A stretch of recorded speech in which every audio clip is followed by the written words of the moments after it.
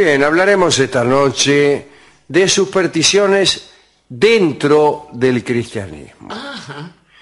Entre los siglos XI y XIV, los clérigos cristianos de las iglesias europeas tenían una preocupación. Tenían muchas, pero señalaremos esta. La cuestión ya no era condenar, como en el pasado, la supervivencia del antiguo paganismo. En aquella época era en el propio seno de las prácticas legítimas donde había que perseguir las supersticiones. Las autoridades religiosas estaban muy atentas a los desvíos que podían sucederse en el propio culto. Debía cuidarse con toda intensidad la liturgia consagrada. Vamos a ver de qué hablamos. A ver. Algunos se alejaban bastante de las indicaciones de sus párrocos y directamente no cumplían con ninguna regla cristiana. Las crónicas religiosas están repletas de historias de castigos sobrenaturales que recaían al instante sobre los que pretendían, por ejemplo, trabajar en días inconvenientes. Es decir, esta primera situación no es tan conflictiva, porque después de todo es la divinidad misma la que en forma automática produce el castigo. Usted trabaja en domingo, pues la divinidad provee el castigo. Una interesante historia es la de un campesino de la región de Lyon que quería recolectar unos guisantes justo en el día del Señor. Como bien sabemos, trabajar en un domingo, aún en la tarea más noble. No solo más noble, sino más pequeña, Sí. es un pecado mortal. Bueno, este muchacho quiso recolectar unos guisantes y la mano se le quedó pegada a la charcha. Ahí tenés. Uy. Ahí tenés. Se le quedó pegada la mano al guisante. Y así estuvo 2 días instalado junto al arbusto que no lo dejaba marcharse. Entonces este hombre desesperado decidió arrancar la planta de raíz, que es lo primero que a uno se le ocurre sin necesidad de llegar a la desesperación. Y tardar 2 días en hacerlo. Y pegada como le había quedado, marchó a la iglesia para ver si con un rezo conseguía desprendérsela. Bueno, confesó su pecado de trabajo dominical y la planta cayó de su palma. Es decir, que en aquellos años la divinidad estaba atenta para castigar y también para perdonar. Sí. Trabajaba full time para ver qué hacían sus devotos. Claro, o sea, el clero se rascaba. Sí, claro. Más allá de negligencia respecto de los ritos, se cuidaba también que los elementos de la liturgia no fueran mal usados. Bien hecho. Cuidado. En aquellos siglos mencionados, aparecieron muchos sacrilegios respecto a la hostia. Los usos ilícitos de la hostia eran muy frecuentes. Los clérigos los denunciaron, a los usos, supongo a la comisaría, Sí. y procuraron encaminar el culto eucarístico por buen camino. Encaminar por buen camino no está mal. No está mal. No está mal. El cisterciense Herberto de Claraval habló de campesinos que solían poner hostias en las pocilgas para que los cerdos no murieran ni enfermaran. Barbaridad, qué bárbaro. Las autoridades indicaron con toda dignidad que el cuerpo de Cristo no era para dárselo a los chanchos. En aquellos tiempos la hostia era fácil de conseguir.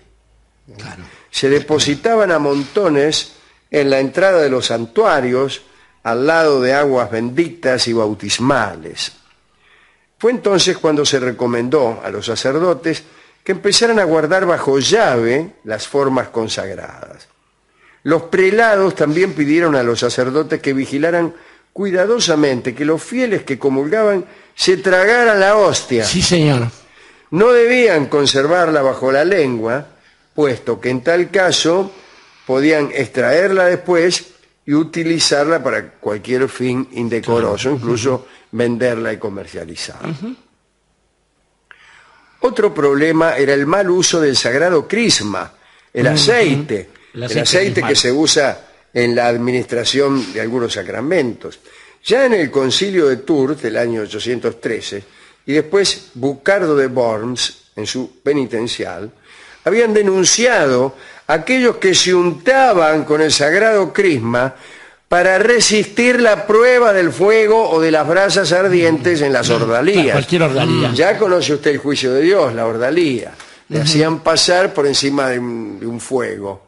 Si no te quemabas, eras inocente. O bien agarrar un hierro Un fierro caliente. Claro. Bueno, era muy fácil. Todo el sistema judicial era mucho más rápido. Expeditivo y justo. Expeditivo, no había tantas segundas y terceras instancias. Prevaricatos, claro. Agarrabas el fierro y si te quemabas eras un culpable y adiós, ya está. Pues bien, para evitar que algunos se afanaran aceite sagrado para no quemarse, Que vivos, claro. bueno, entonces se dictaron algunos cuidados, como el de guardar bajo llave estos óleos, ¿no? O mejor dicho, estos óleos. Sí. También se pensaba que la gente planeaba sus delitos con mucha antelación. Incluso planeaba la forma en que iba a ser juzgado y, en este caso, perdonado. La principal preocupación era la venta de este aceite, venta de la que eran culpables generalmente los propios sacerdotes. La distribución del crisma, don de Dios, que el obispo repartía anualmente a los curas de su diócesis, debía ser gratuita. Pero sucedía que algunos se escondían parte de ese aceite y luego lo vendían a quienes se les había negado algún perdón. A vos te negaban un perdón, el perdón de tus pecados, pero después, bajo cuerda, te vendían el aceite. Y con ese aceite podrían reconciliarse con el cielo sin otra ayuda. También lo compraban los familiares de los muertos a quienes se les había negado la extrema unción o a quienes se les había indicado un infierno seguro. Los suicidas, por ejemplo. Claro, muy bien, amortajaban a los tipos con este aceite para conseguir alguna posibilidad de ganarse el paraíso. Y finalmente señalo la humillación de los santos, que es una mala costumbre litúrgica. El ritual de la humillación de los santos estaba dedicado a obligar a un santo a favorecer a determinada comarca o a determinado grupo de personas. Para eso los monjes depositaban en el suelo, ante un altar, las reliquias de su santo patrón, y estas reliquias eran cubiertas de espinas, y se entonaban lamentos y amenazas. En una palabra, se le decía al santo que si no intercedía y ayudaba, lo iban a continuar atormentando. Y la función de ese ritual era naturalmente obligar al pobre santo a interceder ante Dios en favor de sus servidores. Una extorsión, verdaderamente. Una extorsión. Sí. Y algunos santos, hay que decirlo, por muy santos que fueran, finalmente aflojaban. Y claro. Se llama así, que me importa. Con tal de que no sigan con esto. Y había numerosas comunidades que prosperaban en virtud de esta clase de chantage. De chantage. Digamos, para terminar, que en 1274 el segundo concilio de Lyon condenó como abuso y ausencia de devoción aquella costumbre de conseguir ayuda milagrosa merced al zamarreo de un santo. Claro. Y desde entonces, gracias a esta intervención conciliar, los santos no fueron sometidos a esta humillación e indignidad. Quiere decir que estamos mucho mejor que antes. Sí, claro. Hay cosas que ya no pasan, por suerte. Bueno, no sé, pasan afanarse agua bendita. Ahora, me imagino que lo harían más fácil. Sí. En los tiempos menos creyentes no necesitan robar el agua bendita. Pero no. Agarran agua de cualquier naturaleza, ya que no creen en el agua bendita, y se la venden a algún gil. Y terminó la historia. Más bien, o sea, aquel que comercia con esas cosas claramente es un no creyente. Luego, ¿para qué precisa que el objeto sea aquel de los que creen? Claro. Y quizás, Alejandro, en eso radique toda la cuestión esta de, bueno, de los objetos sagrados, de las reliquias, y también de los objetos del culto. Fíjese que uno se ha preguntado varias veces cuál es la cuestión de los anabaptistas, los que se vuelven a bautizar. Bueno, se bautizan una vez y se bautizan otra más. Es muy probable que en esto la palabra y la voluntad del Señor no esté. Es muy probable que tenga que ver simplemente con disputas de la tierra. El Cristo supo decir en su momento, en esa situación extrema, allí frente a Pilatos, que su reino no era de este mundo, que al César había que darle lo que le correspondía al César y a Dios lo que le correspondía a Dios. Pero no hay caso, no lo escuchaban al hombre. Y no hay caso, y pasan los siglos y se reúnen. A mí siempre me impresiona desde el Concilio de Nicea este tipo de historias. Se reúnen para ver cuál era la palabra del Señor. El Señor había dicho lo que había podido en el tiempo en que lo dejaron hablar. Claro. Pero se resolvía por votación. Es raro que una institución tan marcadamente jerárquica como la Santa Madre Iglesia resuelva democráticamente esto. Digo, a ver, vamos a votar. Decían, por ejemplo, el arrianismo, ¿no? ¿Está el cuerpo de Cristo en la Eucaristía? No, voto que no, voto que sí, voto 3-1, el cuerpo de Cristo está en la Eucaristía. Si no accedes a eso, entonces sos un hereje. Es raro que por no tener representación... Justamente allí donde la democracia tiene menos que decir.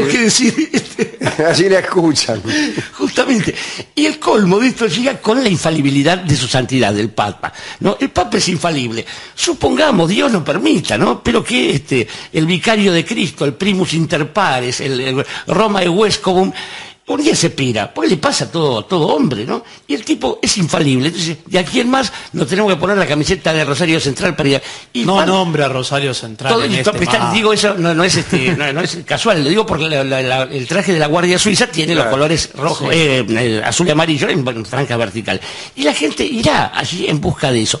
Tengo para mí que en algún momento sería bueno hacer un concilio y reclamar que aparezca algún otro tipo de autoridad. Porque además, justamente, fíjese cómo el aceite que se pone en la crisma, el aceite crismal, es lo que motivará después el carisma, la capacidad de convicción de toda esta gente. Digo, creo que estamos muy confundidos y quizás por eso es que uno no piensa que no sé, de pronto a partir del siglo XI estos 11 se vinculen con algún otro tipo de sacrificio que no sea el de la misa. Yo creo que cada uno, por supuesto, debe hacer su creencia, pero las limitaciones del pedido deben estar un poco más relacionadas con un cierto sentido común. Si no, vamos a creer que en medio de todos los pecados uno los puede purgar yendo a confesarse primero y muy tranquilo poder ir a almorzar ya sin culpa ni cargo porque fue a misa de 11. Y Misa de 11 se llama el tango que escucharemos ahora por el trío argentino. En este caso canta Agustín Irusta y toca el piano Lucio de Mare y descansa Roberto Fugazzotto.